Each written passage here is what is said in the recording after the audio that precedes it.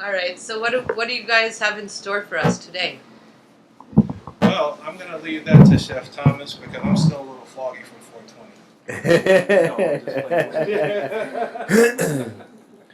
So I know that we've been here a few different times. Thank you for that, to allowing us to be here. And usually, we only have a short period of time to, hand out 3 different items. So today we're gonna go into like a little bit deeper. I'm actually gonna make a pastry dough from scratch. You can either do it regular flour or you can do it gluten free. So I don't know if there's any gluten free or anybody with celiac disease in here at all. Jessica's But she'll take the gluten free option. all right. But that's what we're gonna do. So it's only one item, and we're going to infuse that. So yeah, that's what I'm gonna be working on right now. So I know Ibn has a few things to share with you guys while I'm actually going ahead and make the pastry dough from scratch. So this will be show and tell time with Bakari. Because I always come back with something or, just to give you guys something to look at and see. And so one of the things that I wanted to share with you guys this segment is, do you know what actually CBD cannabis look like versus what THC cannabis look like?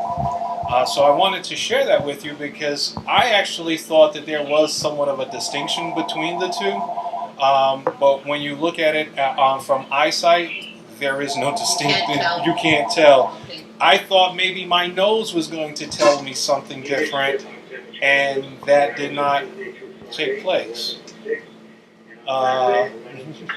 So my nose was like, oh, that smells just like cannabis. So I'm like, well, how is authorities, how are individuals, how are patients supposed to be able to tell the difference from what CBD is in its flower form and THC in its flower form?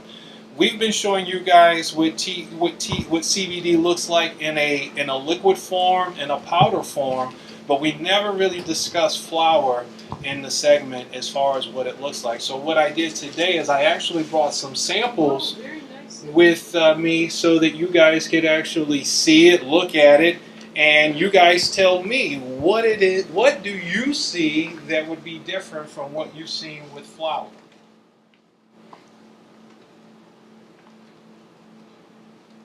And one of the second things that I'm going to share with you guys is that I actually, it's unfortunate that our laws are the way they are here in New England, and so we're not allowed to cultivate hemp as of yet. So I actually had to call a company from Oregon on the other side of the United States to actually put in a mail order for CBD products that I actually received. And one of the things that I thought was the best thing that this company did is that it provided not only the name, but it also provided the actual test lab results for the actual product. But then they even took it further. They actually went further and actually typed like a paragraph to law enforcement and to the Postal Service. Brilliant. Letting them know that this is actually not marijuana. This is actual hemp CBD product. And that this is from the Farm Bill of 2018.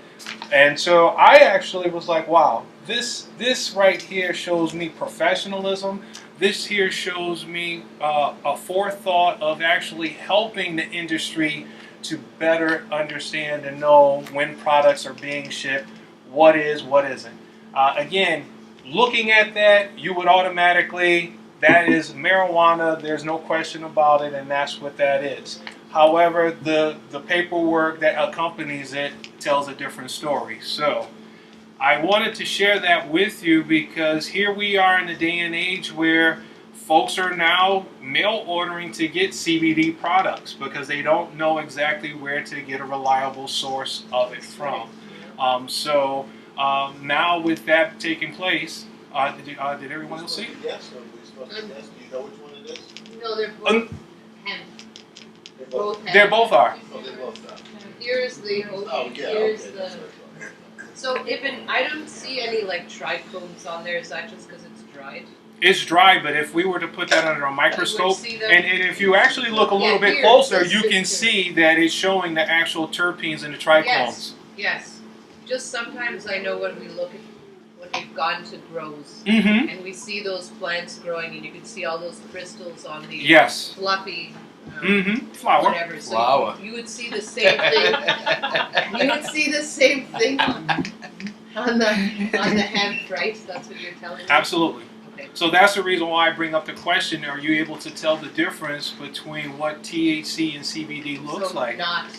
Yeah. To the visual eye, no, you're not. So So really, the only difference is the paper that the paperwork and the packaging that accompanies it to show that this is what it is. And the THC content you already labeled per Yes. se. And got that form going around. So yeah, so I thought that was very interesting because to my surprise, I saw this. I was like, oh my God. I'm like, and then when I cracked it open, I was like, oh my God, even more. So, it's just, understanding and knowing that this is product that is readily available, but here I'm coming from Rhode Island across state lines.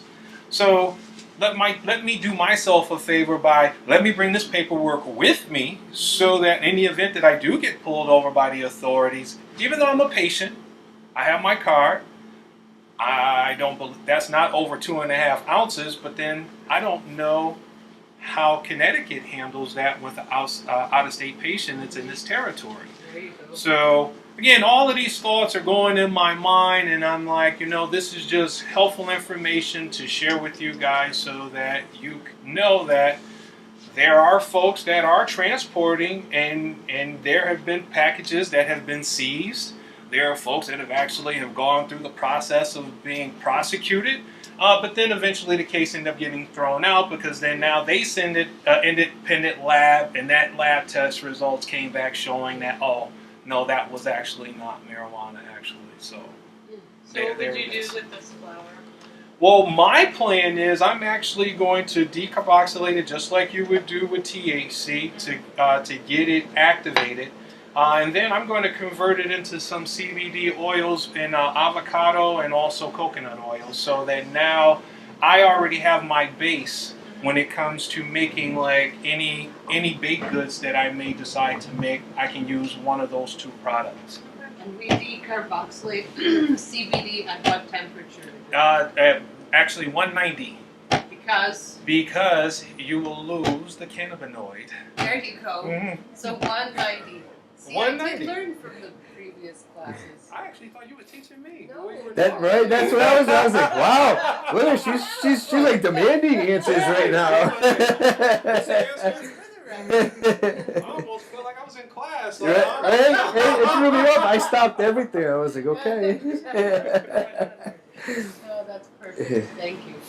So, Chef Thomas, did I see you putting like ice cubes in that thing to cool the butter, and then you mix it carefully by hand? Exactly. And I'll for people who are watching, I'll start to try and post these recipes on the site or send them to somebody that I'll send them to you so we can get them posted. We have a post for all those shows. All right, and these are simple recipes at home that we can do. I'll walk you through it right now. And all I did was use my ratio was 1 cup of flour, and if somebody is gluten free, there's 2 flours that I've worked with. They're both great. One is Pillsbury, but in the restaurant industry, I get a nice big bag from King Arthur, and they also have another good product. And you can do the exact same ratios as your regular flour. I've never had a problem. So, and this is 1 cup of regular all-purpose flour, about 1/4 teaspoon of salt, and approximately 10 to 12 tablespoons of unsalted butter.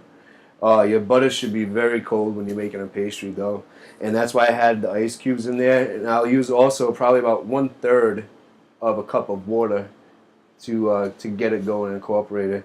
And this is very easy to make, and you can freeze this probably for about.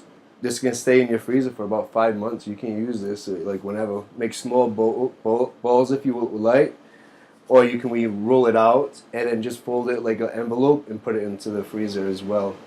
Sure. Yeah, no. You made it look very easy, Chef Thomas. Oh But no. I know for a fact that adding that ice and the butter and all that nonsense, I usually don't even have patience for it. But and then now, when you go ahead and put it into the oven, you're going to see the difference. Yeah. You know, so and then I'm far from a baker. I just know how to bake and make sure. Baking is much different than cooking on the line. You know, like you're not gonna see me cooking on the line. You know, with steaks or anything with seafood and have measuring spoons. But today I wanted to start going into detail, especially for the website and the show. Besides the cannabis, you know, also the food, some things that you can make at home. Open up your pantry, your cupboards, and put some work into it, because once you put a little extra love into it, it's going to taste much, much better and do what that recipe calls for. Yes. And that's the reason why we have so many things on the shelf or research and development cabinet, and Yeah. it comes out later.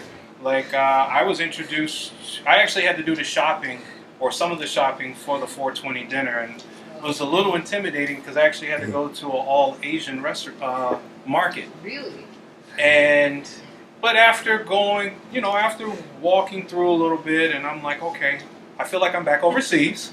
And I'm like, okay, survival skills. So, of course, I had the smartphone with me, so I was able to look up things and got a picture and be like, that's you. That's you. And that's how I was able to find the ingredients. But one of the things that I stumbled upon was lemongrass. Yeah. Now, I've known lemongrass more so just for essential oil use. But when it came to actually making the miso soup, that was one of the ingredients that Chef Thomas used. But wasn't going to need to use it all. Yeah. So, like Nice. most cases, my curiosity got the best of me. I ended up taking some back to the lab, and I actually cut the bottoms, stuck them in water to see if they would root, and then I cut the tops, and I actually put them in a pot, and I actually boiled that down and actually made a lemongrass tea. Nice. In the midst of all of that, the whole purpose of the project was to actually make a lemongrass infused in a coconut oil, along with some black garlic. So now it's already in a container. It was used a little bit on Saturday, Yep. and it will get used again for whatever we may come up with. So, Very yes. creative. Very nice. So when as you're talking, you make some things.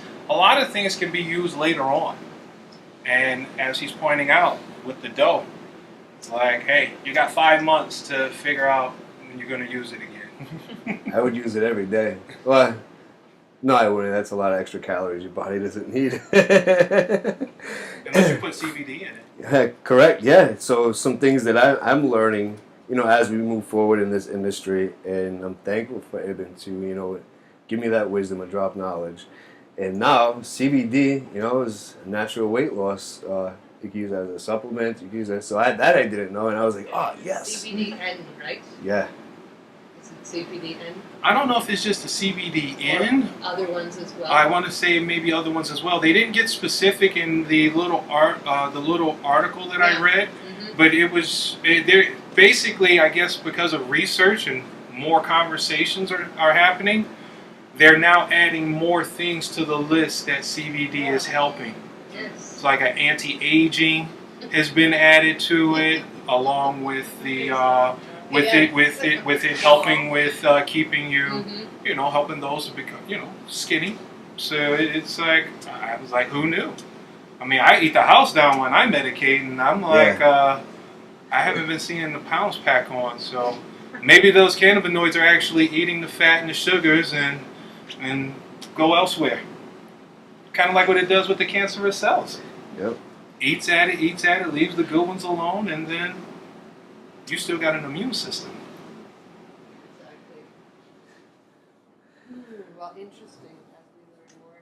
My pastry dough is definitely done now. So I folded it probably about 5 to 7 different times, just like an envelope. At home, you would fold it in thirds, flip it around, roll it back out. You want to get that butter incorporated, so that's where you get those nice flaky layers. That's where like the magic happens. That's where I would like to live all the time right in there. So you can use anything for, to make this is your puff pastry. You can use any kind of cylinder. You can use a pasta cutter if you want a decoration, etc. But even if you're at home and you don't have one of these, use a coffee cup, man.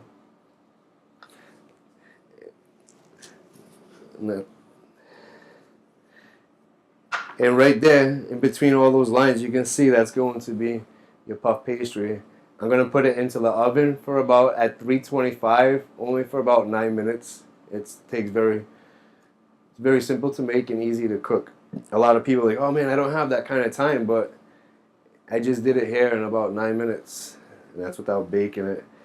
I like to add fun things to us. People think puff pastry, like, oh, well, it's kind of dessert, like a dessert, or it's too sweet. This one right here, I'm going to add, I have shiitake mushrooms, some mushrooms that I use for 420, so I brought those with us. I roasted those off with some fresh rosemary and thyme. It's going to be a nice, I'm going to put it on top of here. I love blueberries and goat cheese right now. The sun? Oh, yeah. Yeah. I'm gonna figure. You just keep going. All right. The blueberries and goat cheese go very well together. It gives it like that. Exactly. So I'm gonna show you. I'm gonna show you guys how to make that at home. And she's getting educated. And then instead of using a goat cheese, I use the Boursin cheese. It's a similar texture, but inside your Boursin cheese, this is your garlic, your fine herbs, and I think it just adds that much more. Like, oh wow, what was that to that dish instead of just the regular goat cheese, which is one of my favorites. And we had goat cheese today here. Oh yeah, the sandwich was called the Black Knight. This is at what, Press On? Mm-hmm. Let me tell you, I feel yeah. I love coming out here and actually just talking to him because and not only that, his character, his aura, you can just tell like he's been around because I'm in the industry, and just we're a different breed. We really are, and it's so fun to like see that in somebody else and like, damn, but I'm over there, and wow, yeah, we're a different breed. So I'm gonna get these onto some sheet pans and put those into my oven behind the TV scene. So you said 9 minutes, 350? About that, I'll check it. Do you know what I mean? I'll always put a timer on when you're baking, but me, I'm not a baker, so I'll sit there and stare at it. And is it? And I pull it out just in time. Yes. Yes. Okay. Perfect. And there was no yeast in that or anything, or No. powder or anything. No, absolutely not. Just your cold water, about a third a cup, some salt and flour and unsalted butter. If you use I've had better results with a better butter. You know what I mean, like a high quality butter. But Cabot or Land O'Lakes works just as fine. You know what I mean. You don't have to go pay $8 for the Irish butter, which is delicious. Something else I would like to eat every day, but can't. Let me see that. And here we go. Are you kidding me? You ever watch Have you ever watched My Cousin Vinny? I don't watch TV. Yeah, the movie, right? When he's in court and he's like, "Do you have a magic stove at home?" Because he cooked grits in 5 minutes. I just cut that 9-minute cook time down to 30 seconds. Magic stoves. So this is what we got here. This is going to be a final product. This one I did not give. The difference is I didn't give this one on the way into the oven. Butter? No, there's butter in there. An egg wash, basically. You know what I mean? That's what gives it this. But these are gluten free, and then here's a regular flour. Yeah, Yeah, that was the one that was on. I had cracked, and I've made everything behind me, and we're just going to move this, and we'll put out the gluten-free ones first. Is Jessica coming? Probably will be. All right. Now, even while we're kind of waiting, would you tell some of the new people in the crowd, do you use the magic butter machine? yourself? I am a big fan of the Magical Butter Machine. Okay. For those that would like to know, I have. I want to say that I have been using the Magical Butter Machine for maybe 6 years. When it first came out, I purchased one. I have since then purchased 3 more. I'm that much of a believer of it. Do they break down or? No, the first one I would say that broke down only because of just the water. I wasn't drying out where the screws end up drying out, but it was just one. But it still functioned and worked. I just like to be able to have it in the multiple places that I'm at, so it's at my discretion and use. Because I've been getting tired of traveling with product with me, and then having to deal with the scrutiny of TSA and this, that, and the other. So it was just better to just have that machine where I go or where I frequent, so that I could have access to it. But yeah, I'm a big fan of it. It's very easy and efficient. The lemongrass that I incorporated into the coconut oil. And also, I use actually 2 parts coconut oil and avocado oil, and I use the Magical Butter to incorporate it. Strained it, came out smelling great, beautiful. Do you use that for everything? I've used it pretty much for everything. I've infused alcohol, I've infused honey, I've infused coconut oil. I've attempted to infuse extra virgin olive oil. But then that didn't work out too well, only because of the fat content of the olive oil. So and how I could tell was there was so much more plant matter in the machine at the end than it was on the others, and also it didn't take that green color on like the coconut oil has or the avocado oil has. So. But then that also goes back to knowing that cannabis loves fat and sugar. It bonds to the both of them. But the Magical Butter Machine, I am a big advocate for it. I have like essentially have used it for almost all the things that I've made that exists. So Ibn, tell us a little more. So that just uses cannabis or CBD flower? Mm-hmm. And then you just put that in there, and the vehicle is a fat of whatever you choose. Exactly. Olive oil, coconut oil, Yes. avocado oil. Yes. And then you just like press a button, leave it for how long? Now, because it depends on the oils that you're using, like coconut oil. The coconut oil I use is a 92 degree and a 70 degree. So they're not very high heat tolerant oils. Gluten-free for So what I will do is I usually set my timer at about 160 on my Magical Butter Machine. And if I have already decarboxylated the flour, then I will probably run it for a 4-hour period. 4 hours? Yes, and it says self-time, so you hit the temperature first, then you pick the time, so you can, I think it's 1 hour, 4 hours, 8 hours, and then there's a cleaning, button. So the 160 is the degrees. Yes, yeah, so I think it goes 120, 160, 190, 210, or 220. You use Nope. 160 for. I use it for the coconut oil, because that coconut oil, again, is not a high tolerant temperature for it. Because I have seen when I've gone to the 190 that the bottom of it did scorch. So I knew to then go, I ended up going to the 160, and I haven't seen a scorch. So do you have to raise the temp to decarboxylate like for the THC, or 160 is fine for the whole time? Well, the beautiful thing about the Magical Butter Machine is that actually it decarboxylates for you, Okay. but test results have shown that it doesn't fully decarboxylate. So what I will do is I will decarb at 350 for like 10 minutes, but you're supposed to do it longer, but I'm only doing it just for 10 minutes for 2 reasons. One, once that smell hits your house, it's very hard for it to get out.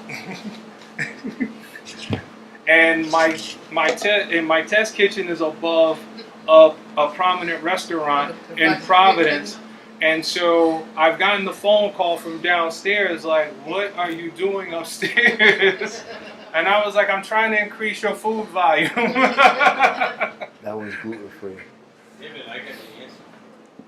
What's that? Doesn't decarbonate in the oven? Yep. Next time, instead of putting it in the oven, you know those turkey bags? Put it all in there. Hide it in a knot. Put it in there on a tray. Okay. You won't smell it. Until you crack open that bag. Yeah, but by then, you won't have all this bacon up there. It'll stay in the back. No. Could you? Well, no, turkey. Well, no. Well, I was gonna say, can you take a hit out of that bag? I can catch it. I mean, why let good medicine go to Well, waste? yeah. I figured that out. Well, then but they now have a couple of machines that are out that actually will decarb your flour for you. It does it at the maximum temperature. It gets the full decarboxylation for you. I want to say that I saw it for I think $150, but I think it only held like maybe 2 ounces. But I'm gonna try the turkey bag. I'll definitely try that. And you should store your stuff. All the oils and everything that come like evaporating into plastic. So you're left with glass or something. Yep. Like that. They tend to leak too. Turkey bag is tight and not stick to whatever you want. What's it And they made out of? tie very easy. Yeah. What's the turkey bag made out of? Metal? Probably like Kevlar or something like that. It's just really hard to come to. And I don't take like sticks and stuff like that. I want to get all the stuff out. I don't want to go through this process of taking all the pieces off. Mm-hmm. That's annoying. So I'll stuff them all in the bag, tie it in a knot, and just massage the bag and all the pieces come out. My hands don't have. Yep. So not even the oil leak through it.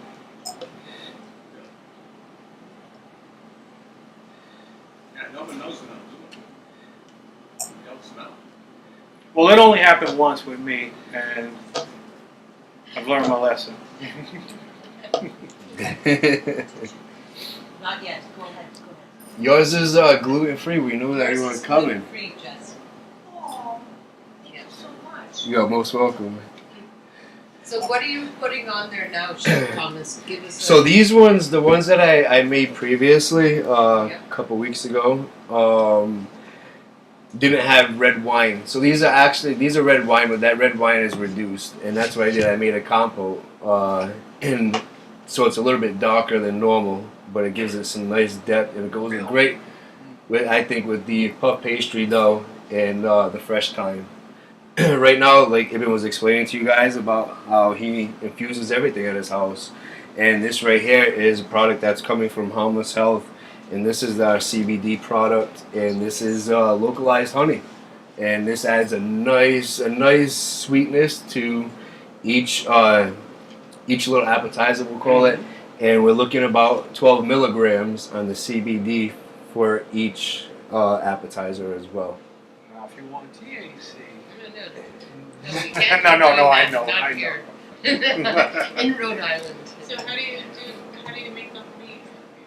I actually, with this, it was a little bit different with me versus what I've done previously. Before, I would actually go and buy probably like maybe 6 pounds of localized honey, and I would heat it up and put it in the magical butter machine. I then would take like 4 ounces of keef, and then I would add that to it, and then I would turn around and add probably like maybe 4 or 5 shots of a honey liqueur just to loosen it up, and then cap it, time it. Again, honey is also not a high heat tolerant liquid, so I would say you would want to either go with the 120 or the 160, and you would want to do that at the 4 hours, or you can do the 8 hours. But I found that with the honey, because it's so thick, and when I would strain it, I would lose a lot of honey. And then also it would be darker because now it has that color and residual of the plant matter with it. So what I now do is I actually take distillate or I take the isolate, and then I will actually put it in a saucepan and bring that to a low heat, and then I just mix it in that way, and then I can just bottle it from there. And would you do the same thing like the maple syrup? Or Yep, absolutely. Yep. Trace elements. That's good. Mm-hmm. What a good idea. Yep. And the great thing with the isolate is, again, it's liquid soluble. So with the maple, with the honey, with the oils, it emulsifies and incorporates in it very nice and evenly. And also with the distillate.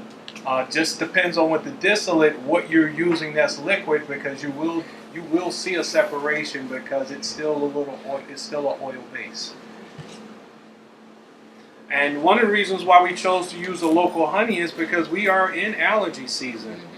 Some folks are beginning, some are middle, some are the end of the season. So the localized honey comes from Aquidneck Island in Rhode Island. As we start to continue to work, we would be looking for a more local source in Connecticut to use that localized honey, because what you want to do is you want to pollinate yourself with the local pollen that bee is coming from. I actually have allergies, so I've been trying to make sure I incorporate it either in my smoothie in the morning. If I forget, I keep an ounce bottle right in my car, right in the console, so that I can either take a drip that way. But because I knew we were doing this event today, I was going to get my dose here today with you guys. Thank you. That looks fabulous. Beautiful. Thank you. Oh my God. And those blueberries actually had a chance to really sit because that was reduced down on Saturday. Yes. that's delicious.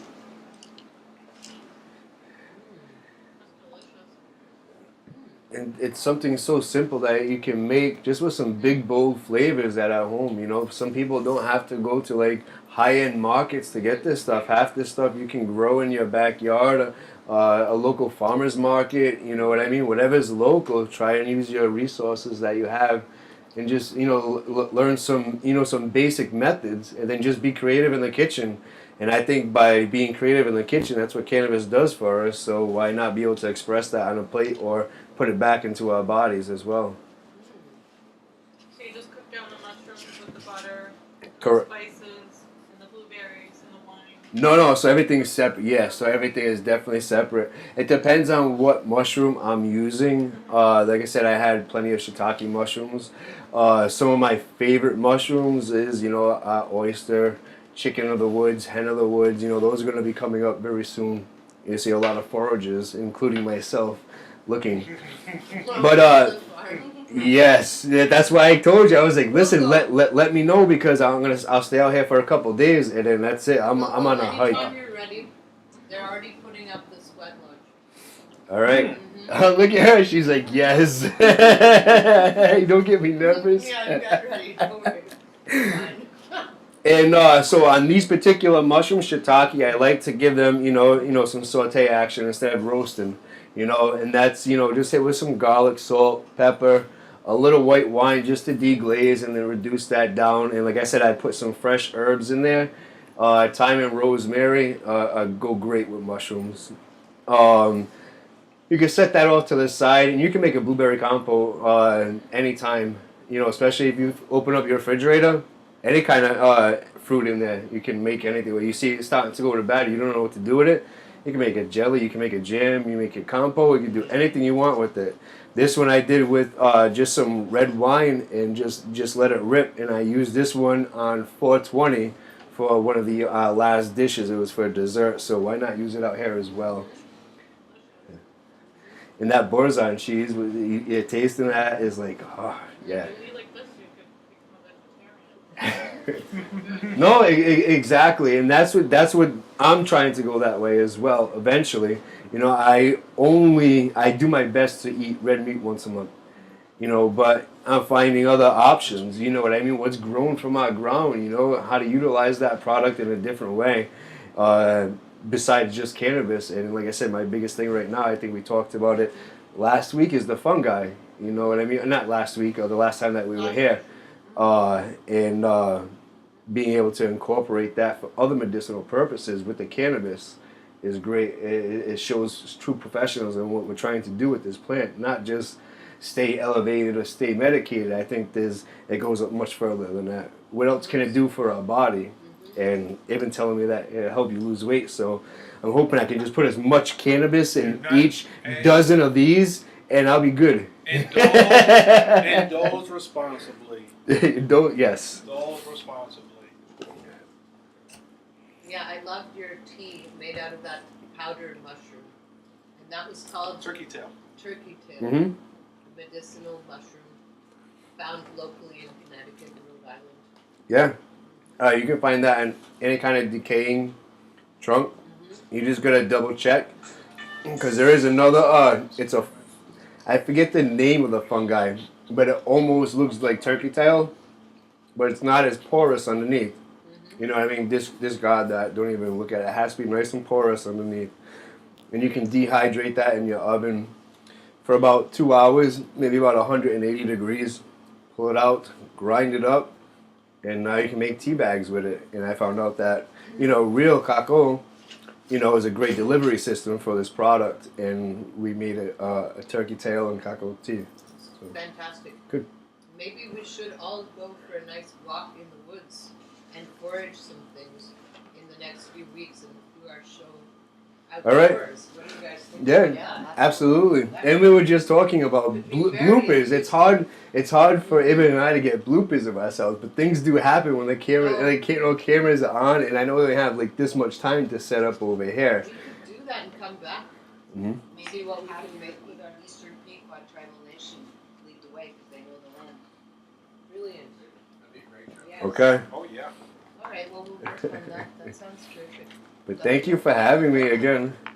You guys are just fantastic. We always enjoyed and the guests learn so much. And it tastes so delicious. Any questions about food? Well, let's see. Any questions? No questions tonight? I'd like No? to take a sample home. Absolutely. What I did, I made a few extra gluten-free for you. Thank you. Maybe tell us about infused drinks and how you do it so that they look good and there's no separation of layers, or how do you at least visualize that? How about stuff like that? Well, I know back in December, was it January's episode when I came back from Michigan, I had introduced to the world essentially what is called a Cbd Beverage Enhancer. Mm-hmm. And the reason why it was created, because it was designed specifically for what you just asked me, but also for the restaurant industry, the bar industry, because CBD is now available for folks to get in their cocktails, in their teas, in their coffees. It's just a matter of finding a location that has it. In Rhode Island, we have a restaurant that has already become the first to offer CBD infused cocktails. There's another establishment in Rhode Island that is now offering CBD infused coffee at their coffee shop.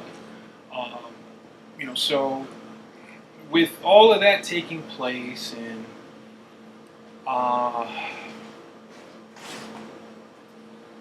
retract me, Doc.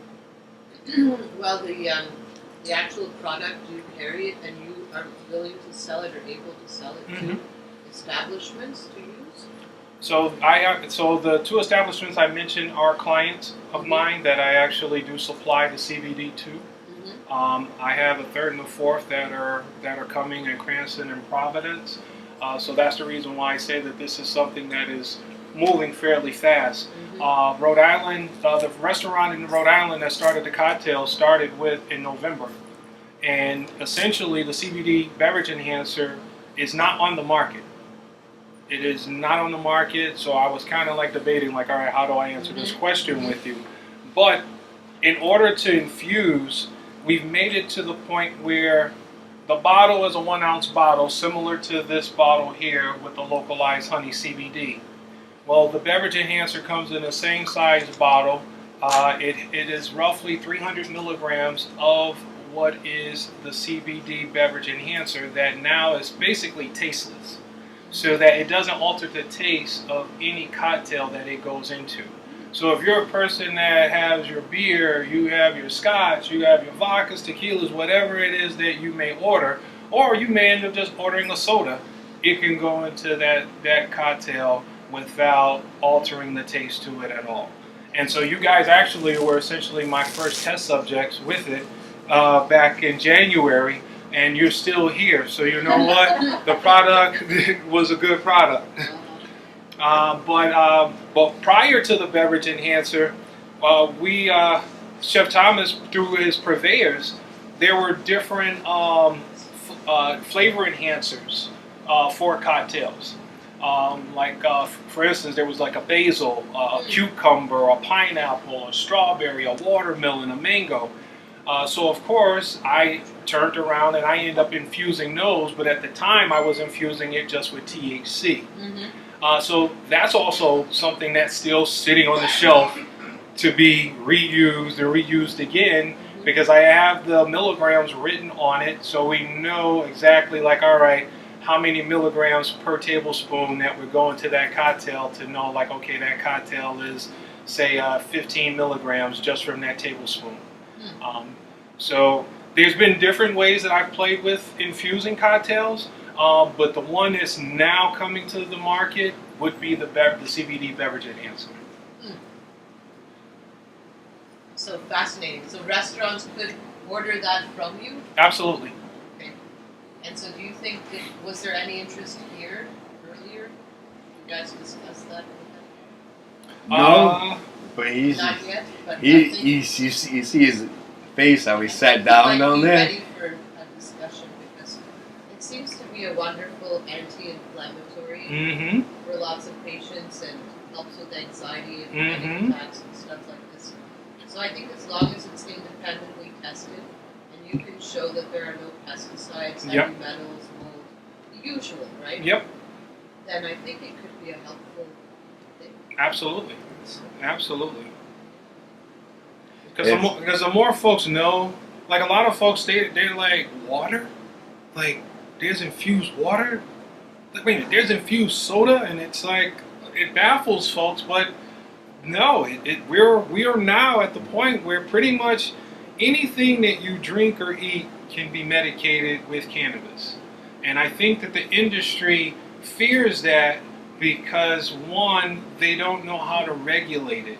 And it's very hard to regulate something that is so multifaceted as cannabis is. A lot of folks are still stuck on flower, weed.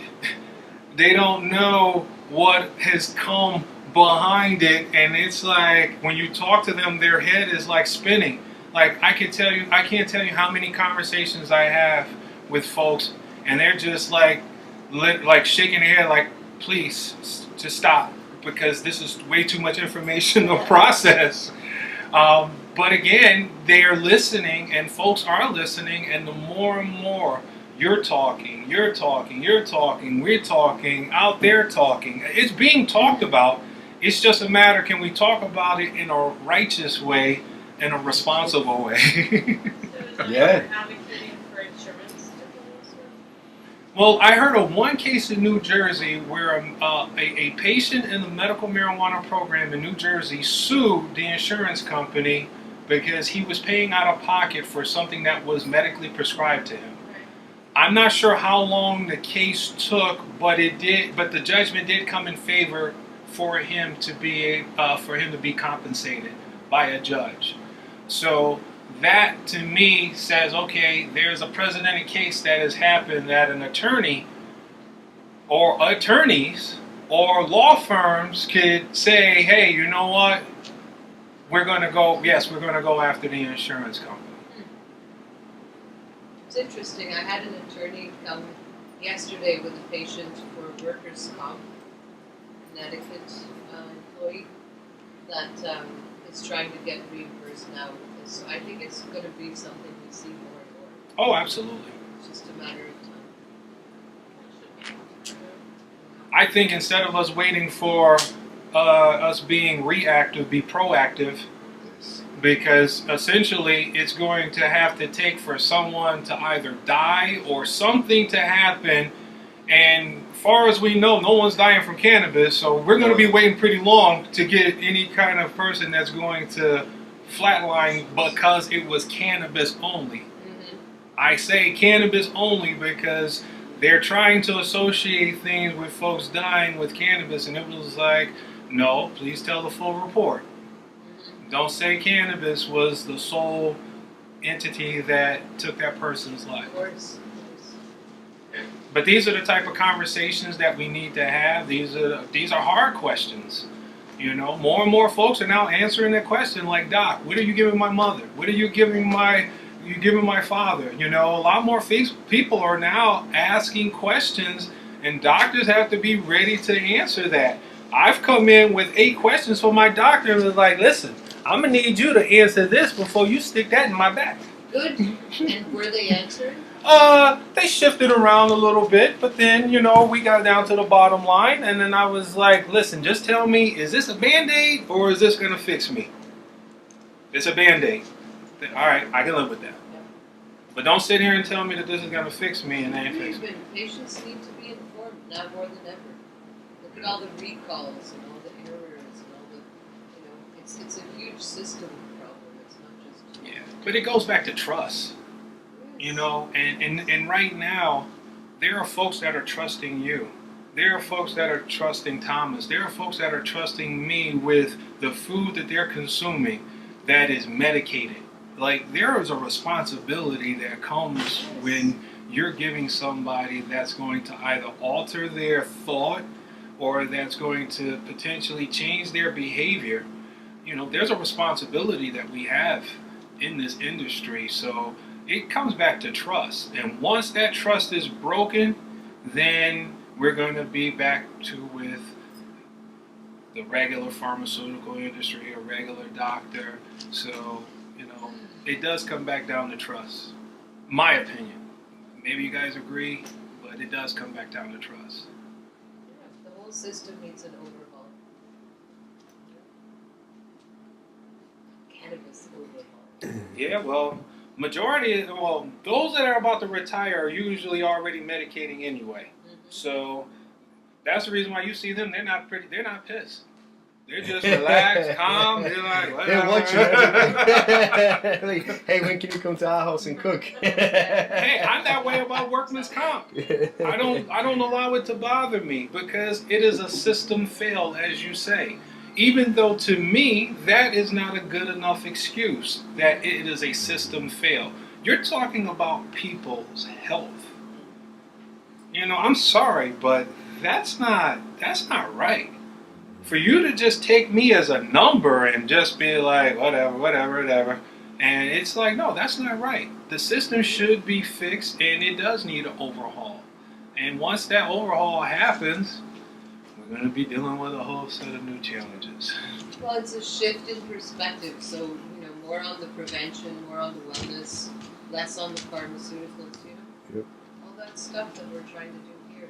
I think we're going to see other folks jump in the line because there are going to be less jobs in other areas and more jobs in this area. Oh, yes, with that hemp. Oh, yeah. This industry has a lot of gaps that need to be filled, and the more and more folks out there and here that recognizes that it's like this is an industry, and this is an industry that is not going anywhere. It's here. We got more than half the country that is already have some type of legislative law for either medicinal use and recreational use. The feds need states in order to prosecute. And you have a lot of state prosecutors that are like, we are a medical state. We are a rec state. We are a rec and a medical state. Like, how am I supposed to prosecute? So, you know, again, as long as we continue to keep talking and we have these discussions, more and more people are actually buying into it. Law enforcement are buying into it. Judges are buying into it. And when I say they're buying into it, they're literally buying into it because they're investing in the industry themselves. So understand who's investing in this industry. It's from top to bottom that's involved. Well, we're just very excited about working with you guys going forward and having you in our new wellness center and kitchen and working with the personal trainer and creating special meals for people who are trying to lose weight and all organic, all locally sourced, all those things that we're kind of in line with. Not kinda. I think we are in line with it. Yes. Just like you came in here demanding, some answers right away from Ibn. I was like, wow, what happened? What's the dosage? Right? How many milligrams? Usually you guys hear me laugh and talk through the episodes, but as Ibn had said earlier, allergy season is here, and it's definitely taken me to a different world, and I'll be surely medicating myself with honey tonight. And for those of that are interested, I actually did bring some bottles of the CBD localized honey. So Excellent. I did bring some because, again, I know that we are in allergy season, and I know we've talked about this the last couple of segments. So I did bring some bottles with me here today. Thank you guys. Quick question. Yeah, Since we're still on camera before we finish, did you try the bath bomb. Did you try Yes. the bath bomb? It was fabulous. You liked Thank it? you. Yes. I'll order a whole bunch. Did you use it just for your feet or the entire No, bath? The whole bath. I tried my hand, and Thomas, again, you can't be mad at me for making things when you actually show it to me or give me something to, I would never to do that. I'm not like But that. it was Thomas that actually was like, hey, have you seen this bath bombs? And I was like, no. And it was like, oh yeah, it's quite interesting. And I was like, oh, all right. And I was like, send that over to me. And he sent it over to me, and then I think the next day I came over and I think I shot him a picture and was like, oh, look what I made. And he was like, oh, how was it? I was like, oh, it was glorious. It was nice and green It too. was glorious. I actually set up a foot sauna and put it in there, and I had put the Netflix on, and I was just like, the aroma, and I was just like, my skin was feeling silky smooth. I was like, oh my goodness. I was like, I think we got a winner. Now, was that just it, or did you have a pre-rolled CBD? Nope. I actually had my CBD oil in my pen. Because I know I would want to smoke, and get from point A to point B, but I know my feet are being soaking wet right now, and there's something good on Netflix. I just wanted to know. Well, I'm glad that you enjoyed it. So Yeah, does it was that fabulous. mean that we might have another product for the wellness center? Absolutely, and we have shelves to fill. So Ooh. yes. All right. please. Well, then we need to start getting busy. Yeah. Get some ideas. Yeah. Well, we'll talk more later on tonight.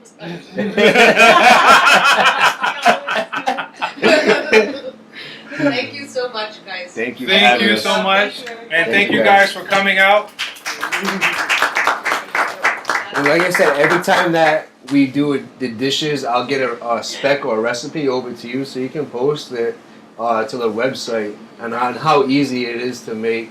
And maybe moving forward, actually, make little documentaries, and put it together. Here's a small video, because a lot of people sometimes learn by watching instead of reading. They're more hands-on. So It's nice to have both. yeah, You know, okay. happy